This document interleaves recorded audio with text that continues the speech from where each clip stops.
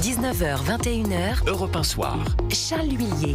Nous sommes toujours en compagnie d'Ophélie Roch, enseignante et chroniqueuse, et d'Antonin André, rédacteur en chef du service politique du JDD. Alors nous le disions en préambule, l'invité de 20h10, c'est Thibaut Prébet. Bonsoir Thibaut Prébet. Bonsoir. Vous êtes économiste et auteur de Démographie, la bombe tranquille, paru aux éditions du Rocher. Alors, nous le disions en préambule, c'est vrai que c'est l'événement de rentrée du MEDEF, la rencontre des entrepreneurs de France, la REF, une REF qui s'est ouverte aujourd'hui sous le thème du courage, en attendant demain un débat en clôture avec, nous le disions, les 7 principaux candidats à la présidentielle. À 8 mois de l'élection, ce rendez-vous est capital parce que les patrons souhaitent peser dans le débat et ce sera très tendu avec cette rentrée politique qui s'annonce rythmée par le budget. Alors Patrick Martin, qu'on va peut-être écouter, Patrick Martin, le président du MEDEF, était très grave ce matin chez nos confrères de France Inter.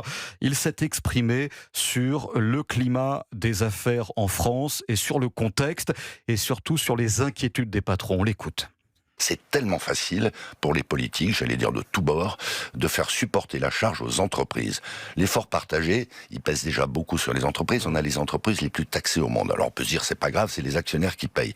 Si je regarde le MEDEF, simplement le MEDEF, principale organisation patronale, on a 12 millions de salariés dans nos rangs. Qu'est-ce qui se passe ? On n'embauche plus. Parfois, on doit licencier. On ne peut pas augmenter les salaires comme on voudrait augmenter les salaires. On ne sait pas faire les efforts auxquels on ne pourra pas échapper de réduction des dépenses. Martin. Dire que les entreprises doivent faire un effort supplémentaire et en réalité qu'elles supporteront une fois de plus l'intégralité de l'effort, c'est scier la branche sur laquelle on est assis. Voilà Patrick Martin ce matin sur France Inter, le président du MEDEF. Est-ce que Thibaut Prébet, vous, en tant qu'économiste, vous partagez les craintes, les inquiétudes de Patrick Martin ? 2027 sera soit le sursaut, soit la crise. Est-ce que vous le rejoignez ? Oui, c'est-à-dire que ça veut dire que ça va aller mieux ou moins bien, donc ça je suis assez d'accord, c'est relativement clair. Après c'est du lobbying, c'est-à-dire qu'on sait qu'il y a un problème de budget qui est monstrueux, que les entreprises aimeraient bien que ça tombe pas sur elles pour une fois. Quelque part, c'est son job. Mais je pense que, quelque part, le sujet, il est moins dans cette communication que dans l'aspect très désenchanté de la communication des entreprises aujourd'hui.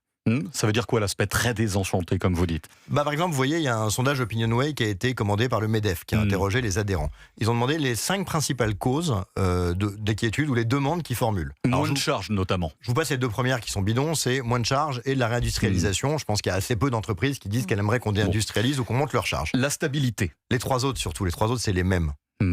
D'abord, première chose, je vais commencer par moins de normes. C'est-à-dire, on arrête de rajouter des normes parce qu'à chaque norme, c'est des coûts en plus, du comptable, et puis après des aides pour compenser. Ça fait un millefeuille, c'est insupportable pour les boîtes. Mais surtout, la stabilité. Stabilité, ça veut dire quoi ?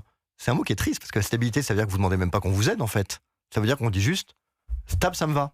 Voilà, si ça bouge pas, ça me va. Mais rappelez-vous, vous vous dites aux parents, je veux mieux, je veux pas stable, je veux un truc, je veux être mieux payé. Si vous en êtes arrivé à dire stable, ça veut dire que vous savez que ça sera pareil ou pire, et donc vous êtes résigné à dire que rien, c'est bien. Et puis, dernier point. Patrick Martin évoquait notamment, parce que vous évoquez justement la stabilité, Patrick Martin pointait du doigt quand même un avant-après dissolution. Oui, ça c'est vrai. Non, mais ça c'est clair qu'il y avait l'image un peu d'un élan, d'une visibilité, que ça a tout cassé, que ça a rendu un pays qui était gouvernable en cacophonie. Et on le voit à l'extérieur, comme sur ce débat sur l'idée de mettre la dette au frigo, au feu, al dente, je sais pas. Ça fait du mal à l'extérieur du pays. Donc, évidemment, il a raison de le dire. C'est un sujet. Et puis, à la fin aussi, le MEDEF, qu'est-ce qu'il dit ? Il dit un truc qui est dingue. Il dit ce qu'il faut, c'est réduire les dépenses. C'est pas le boulot du MEDEF de nous dire qu'on va faire des dépenses publiques. Ça veut dire quoi ? Ça veut dire que c'est bien que ça va lui retomber sur la gueule. Et ce qu'il dit juste, c'est si pour une fois, vous pouviez vous débrouiller pour que l'effort soit pas chez nous, ce serait bien. Donc en fait, sur les 5 points, il y en a 3, les seuls qui en fait sont pas toujours les mêmes, qui disent laissez-nous tranquilles. Et ça, c'est pour ça que je trouve ça un peu désenchanté. C'est-à-dire qu'en fait, ils disent en gros, on saura faire tourner, mais on sent que tout ce qui va nous tomber sur la gueule, c'est des problèmes. Donc si vous pouvez juste nous oublier, nous mettre au frigo 2 ans, pour le coup, comme avec la dette, on va bien y arriver. Donc je trouve ça intéressant, mais désenchanté. Alors Thibaut Prébet, vous êtes économiste et donc tout indiqué pour répondre à cette question, les hausses de défaillance d'entreprises en France, plus 5% en un an, c'était les chiffres du mois de mai. On imagine que pour cette rentrée, ce ne sera pas fameux. Les TPE, PME, très petites entreprises et moyennes entreprises sont les plus concernées. Comment on l'explique ? Oui, alors on s'en tape complètement. C'est-à-dire qu'il faut appeler un chat un chat. Aujourd'hui, il y a toujours une stat à regarder, c'est pas regarder des créations si on regarde pas les destructions et réciproquement. Il y a énormément de créations d'entreprises. De plus en plus, depuis longtemps, aussi parce qu'il y a eu des modèles d'entreprises individuelles. Si c'est des livreurs Uber qui créent leur micro-entreprise, pardon, ça compte pas. Mais ce que je veux dire, c'est que le jour où on détruit beaucoup plus d'entreprises qu'on en crée, là, on a un très gros problème. C'est pas du tout le cas. Donc aujourd'hui, la dynamique, le problème. Donc c'est pas un sujet selon vous, ça? Non, le problème, il est pas là. Le problème, il est l'attractivité, qui est un vrai sujet, mais le problème, il est même pas là. Le problème, il est systémique. C'est-à-dire qu'il y a toujours un risque à un moment qu'à force de faire n'importe quoi, ça pète, que les gens se disent, je vais plutôt pas me mettre par là, on va me mettre de côté. Et là, on crée des problèmes en chaîne qui peuvent devenir très douloureux. On se souvient en 2012 de l'Italie, de l'Espagne. Donc le sujet aujourd'hui, c'est pas un sujet entre guillemets running, c'est un sujet de rupture, de crise. Et c'est ça qu'on veut éviter aujourd'hui. Et c'est là où on a des débats qui n'apportent rien, qui sont extrêmement dangereux dans l'image qui renvoie à l'extérieur de la France. Mais je pense que les défaillances d'entreprises, dans un pays qui a de plus en plus d'entreprises, il va y avoir de plus en plus de défaillances. Tant qu'il n'y a pas une rupture majeure, ce qui n'est pas le cas, c'est pas un très bon indicateur, je suis désolé de le dire. Alors je suis avec mes deux débatteurs, Ophélie Roch, Antonin André, qui ont peut-être des questions à vous poser. Antonin André. Est-ce qu'il n'y a pas un sujet de remise à plat totale de la fiscalité des entreprises aujourd'hui? Parce qu'on parle souvent des niches fiscales qui ont été introduites pour compenser en fait des effets pervers de l'impôt. Et c'est une des grandes demandes du MEDEF aujourd'hui, à travers la simplification et la remise à plat fiscale, c'est de dire... mettons-nous d'accord sur un impôt juste, sur une taxation juste des entreprises et supprimons toutes les niches. Est-ce que ça irait dans le sens, et on se dit que c'est un ripollinage ou un ménage qui est assez intuitif. Est-ce que ce genre de mesure peut être prise et aurait un effet mécanique sur la création de richesse? Thibaut Prébet. Absolument. C'est un sujet très technique et démographique et passionnant. Je vais donner la réponse courte et après, si je peux, je rajouterai quelque chose. Je vous en prie. La réponse courte, c'est une évidence, c'est vrai. C'est vrai sur plein d'autres sujets. C'est vrai sur l'héritage, c'est vrai sur plein de trucs. C'est-à-dire qu'en fait, on a un système français qui est de dire, on va coller une taxe, on n'est plus compétitif, on colle une aide. Ah, le gouvernement a plus assez d'aide, on va refaire une taxe. On rajoute ça. Et notre risque, c'est que si les gens, on va dire, sensés, raisonnables, organisés, ne font pas ça, ça sera fait de manière milléiste. C'est-à-dire on dégage tout avec quelque part une vision pas très fine et qui peut mal se finir. Et donc quelque part c'est notre travail de mettre fin à cette complexité, d'éviter. Et puis mon deuxième point qui est plus fort, excusez-moi, c'est de dire aujourd'hui la complexité française est pour moi une relance keynésienne démographique. C'est-à-dire que traduction. Il y a 20 ans, on a un chômage de masse parce qu'on a fait plein de gamins. Donc, quelque part, on se dit, si c'est pour avoir de chômeurs, autant créer des gens, ça fera des contrôleurs dans les boîtes, des contrôleurs à l'État, ça va donner du boulot à plein de gens, c'est mieux qu'avoir du chômage de masse. Donc, en fait, quelque part, tout complexifier, créer du boulot pour tout plein de gens, c'était pas si mal si on avait des chômeurs à la place. Une fois que la démographie fait qu'on a de plus en plus de gens qui quittent le marché de l'emploi, de moins en moins qui arrivent, je vous rappelle que par exemple en Italie, qui a 15 ans d'avance sur nous, dans le mouvement démographique, ça a fait diviser le chômage par 2, et dans la plupart des pays, on va avoir besoin de cette main-d'œuvre. Et donc, c'est notre boulot de sortir tous ces boulots de contrôle, de complexité, pour leur redonner une capacité productive. Maintenant, il va littéralement y avoir des jobs pour ces gens-là. Et donc, c'est là où, en fait, quelque part, c'était une relance keynésienne dans le sens, c'était un moyen de générer de l'activité, de tout complexifier. Et maintenant, c'est criminel de ne pas le défaire. Donc, pour vous répondre un peu longuement, excusez-moi, une question simple, je pense que c'est vital. Mais non, j'ai compris ce que vous... C'est la première fois que j'entendais ça, donc je réfléchissais. C'est gentil. Non, mais c'est... donc, selon vous, c'était vraiment volontaire, cette multiplication complètement stratosphérique de tout ce qui est contrôle, deuxième contrôle, troisième contrôle, quatrième contrôle à chaque fois, pour toutes ces étapes un peu... Enfin, c'est vraiment quelque chose de conscient, ou c'est finalement une dérive qui était quand même fait un peu... sans qu'il y ait de plan préétabli derrière. Non, c'est pas du tout volontaire. C'est-à-dire que c'est comme, vous savez, quand on est jeune, vous prenez un cahier, vous mettez le pour et le contre. Si les gens ils sont déjà occupés à des boulots importants et qu'il faut libérer de la manœuvre, vous dites non, ça c'est un contre parce qu'on va sortir une activité. Si c'est des chômeurs longue durée qui peuvent retrouver un emploi, retrouver une activité sociale, reconsommer, ce qui est le principe de la relance keynésienne. Vous dites en fait donner du boulot à des gens qui sont au chômage, qui vont retrouver une activité.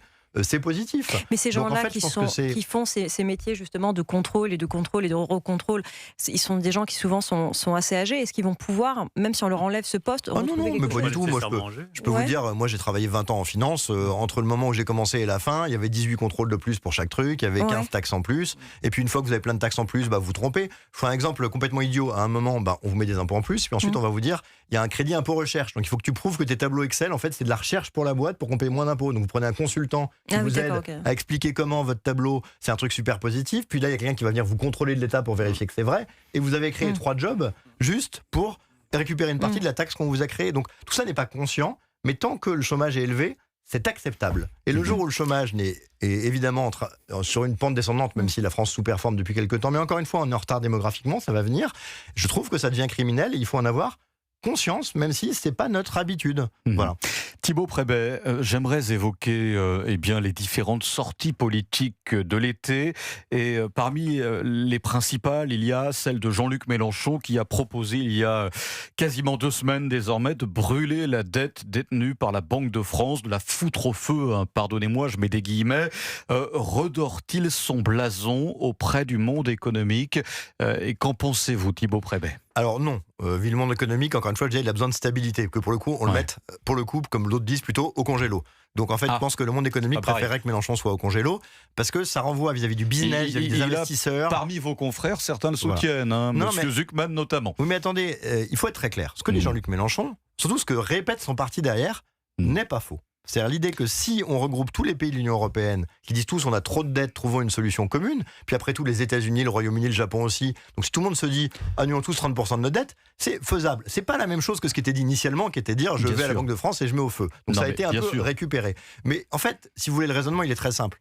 Vous avez une notion de crédibilité. La crédibilité, c'est de dire, par exemple, l'argument va être de dire on peut coller des fonds propres négatifs à la Banque centrale en annulant de la dette. Mais si vous êtes crédible, il y a des banques centrales qui ont des fonds propres négatifs. Par contre, si les gens se disent attendez, t'annules la dette publique, ça va être pareil pour la dette privée. Moi, j'ai acheté énormément de dettes publiques dans ma carrière.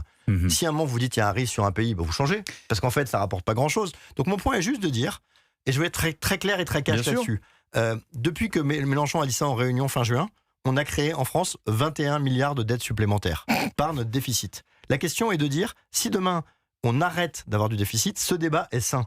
Si c'est vous, excusez-moi, avec un salaire incroyable j'imagine, vous arrivez à dépenser plus que ce que vous gagnez, vous allez vous dire, comment je dépense moins pour équilibrer ? Et après j'irai voir les créanciers. Mais vous n'allez pas voir votre boulanger en disant, j'ai pas de quoi te payer, désolé, alors que par ailleurs vous êtes bien payé. Donc la réduction du déficit, elle est nécessaire avant ce débat, qui n'est après pas nécessairement un mauvais débat, il faut le dire. Dans le cas, parce que Fitch, une agence de notation américaine qui, d'ici la fin de semaine, va donner une note à la France. C'est donc régulièrement réévalué. Et je précise que les notes qui sont attribuées par les agences de notation, servent ensuite pour calculer, je schématise à l'extrême, les taux d'intérêt pour la dette des États.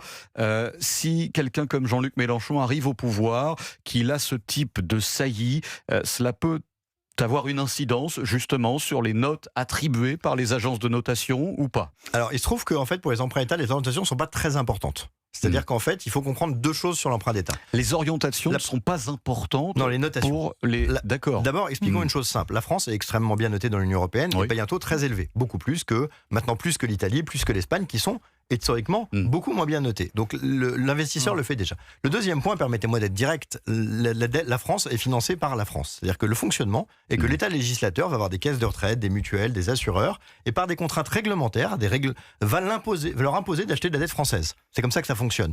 Et donc en fait, chaque institutionnel, sa caisse de retraite, sa assurance, détient la dette française. Sauf que si un jour, pour les étrangers, on leur dit attends, la France, il y a un problème, fait plutôt de l'Italie ou de l'Espagne, tout d'un coup, il n'y a plus d'acheteurs. Et que Fitch dise c'est un cran de moins ou un cran de plus, ça changera rien. Donc la réalité aujourd'hui... Donc c'est surcoté, comme disent les jeunes, les agences de notation. Pour les États, oui, si ce n'est qu'il y a quelques crans très techniques, justement dans le cadre de ces règles, où là vous basculez. On appelle ça les notations dites investment grade. Donc il y a des points techniques, mais clairement, vous avez vu qu'à chaque fois qu'une agence a dégradé d'un cran ou augmenté d'un cran un pays, ça change rien. C'est pas le sujet. Le sujet, c'est est-ce que quelqu'un dans un bureau, par exemple en Allemagne, va flipper en entendant une déclaration et dire vous sortez la dette française. Ça, c'est le sujet. Il faut comprendre que on impose aux gens d'acheter la dette française. Les taux, contrairement à ce qu'on peut penser, ce que disent les LFI, ne sont pas élevés, c'est pas une manne, les gens le font parce qu'ils n'ont pas le choix. Donc si vous avez une raison de ne pas le faire, tout le monde sera ravi d'aller faire autre chose. Thibaut Prébet, je rappelle que vous êtes économiste. Merci infiniment d'avoir été parmi nous ce soir. Auteur de Démographie, la bombe tranquille. La démographie est un sujet extrêmement important qui va sans doute animer les prochaines décennies. Livre, ouvrage paru aux éditions du Rocher. Belle soirée à vous. Thibaut Prébet. Je remercie également mes débatteurs, Ophélie Roch et Antonin André. Merci pour cet été parce que c'était la dernière ce soir.